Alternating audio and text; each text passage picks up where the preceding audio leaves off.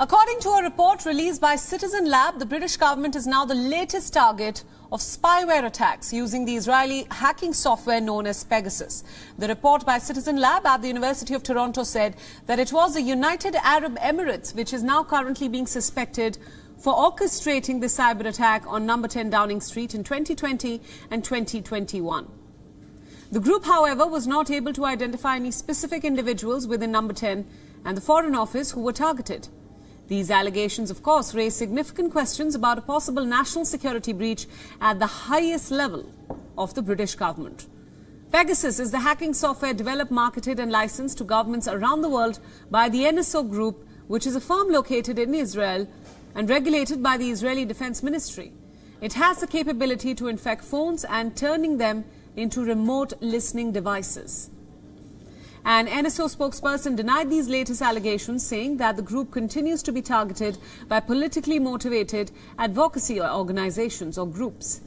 In February this year, Israel's Prime Minister Naftali Bennett promised an in-depth and a quick inquiry into the workings of this group, but he also defended Pegasus and called it an important tool to fight terrorism.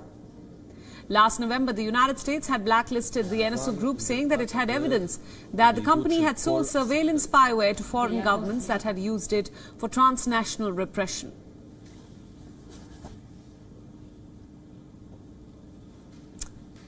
For more details about what lies ahead, we are now being joined by Chris Jones from London. Chris, welcome to WION. Now let's talk about this report, which raises quite a lot of significant questions about a possible national security breach, and that too at the highest levels of the British government. Has there been any reaction from the government authorities so far? Well, you're quite right. This has raised fairly significant worries over the British stance on digital and data security.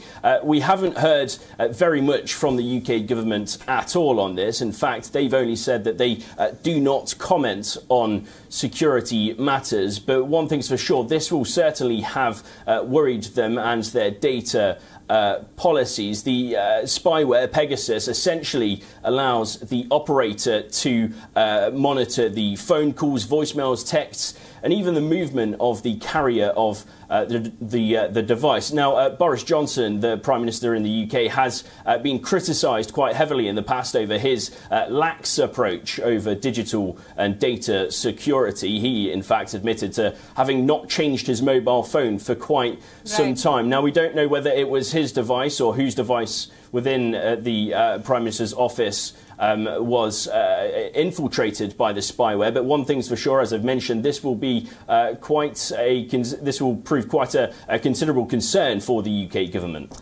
Right, just talking about this a bit more, Chris, the United Arab Emirates is currently being suspected primarily of orchestrating these spyware attacks. Do we know anything about who all were the targets within the UK government and the possible reason for this so-called attack?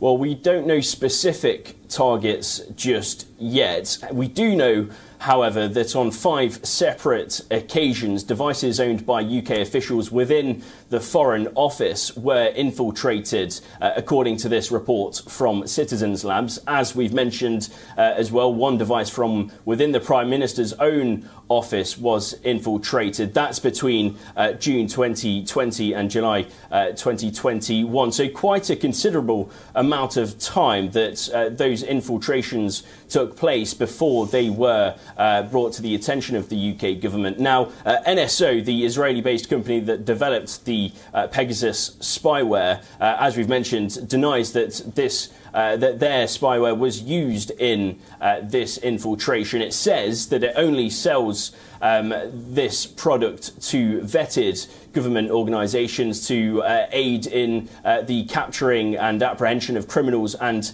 terrorists. It does, however, admit that it can't control how clients use the spyware.